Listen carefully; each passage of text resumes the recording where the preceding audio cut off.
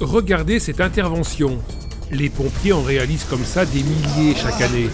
Un homme vient de faire une chute sur son lieu de travail. 3 pompiers interviennent, donc là vous vous dites, ils étaient 3, logique. Eh bien non, ce jour-là, ils n'étaient pas que 3. Tout est parti du centre de traitement de l'alerte, le CTA. Est-ce qu'elle est consciente ? En permanence ici, en moyenne 6 personnes, H24, 365 jours par an, et elles ont été spécialement formées à cette mission. Et sur leur écran, vous voyez ces cartes ? Elles ont été réalisées par le service Prévision et sont mises à jour en permanence.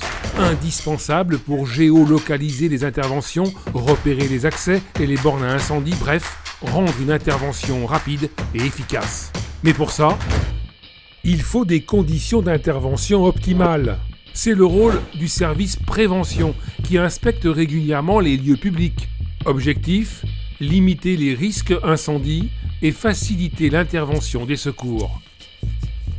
Est-ce qu'elle a mal quelque part ? Retour au centre d'appel, la bureautique, les casques audio, les transmissions, tout doit parfaitement fonctionner, évidemment. Et ça, c'est la mission du groupement des systèmes information et communication. Mais pour intervenir, encore faut-il que les pompiers soient parfaitement équipés. Casque, tenue d'intervention, rangers, bottes, le magasin départemental veille sur tout cela. Et pour se rendre sur place, il faut bien sûr des véhicules. Ces véhicules, ils doivent être entretenus et aussi bien équipés. Appareils respiratoires isolants, pharmacie, tuyaux, matériel de signalisation, tout doit être opérationnel. Et ces pompiers, il a bien fallu les recruter puis faire évoluer leur carrière. C'est le rôle du service des ressources humaines. Mais aussi celui du service de santé et de secours médical, qui fait passer la visite médicale et qui veille sur la santé des sapeurs-pompiers en caserne et aussi sur le terrain. Professionnels ou volontaires, tous ces pompiers sont passés par le service formation. Secourisme, incendie, intervention spécialisée, les compétences requises sont nombreuses, la technologie et le matériel évoluent, la formation est donc continue à l'école départementale et aussi en caserne. En caserne, où se passe aussi l'entretien physique assuré par les EAP encadrant de l'activité physique.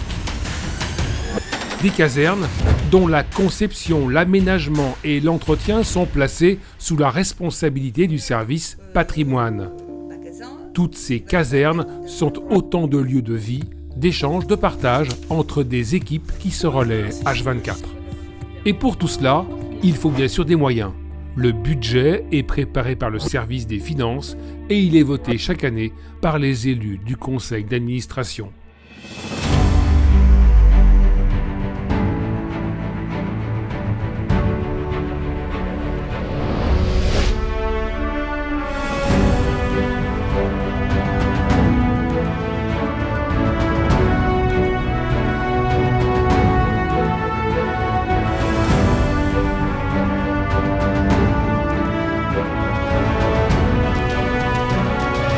Alors non, bien sûr, il n'était pas que 3.